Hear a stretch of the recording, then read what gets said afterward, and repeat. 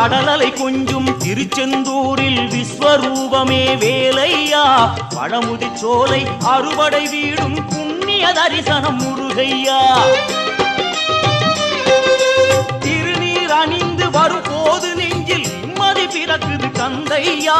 சுகனே சிவனார் மகனே உன்னை பாட பாட சுகமாகுதையா வேல் முருகா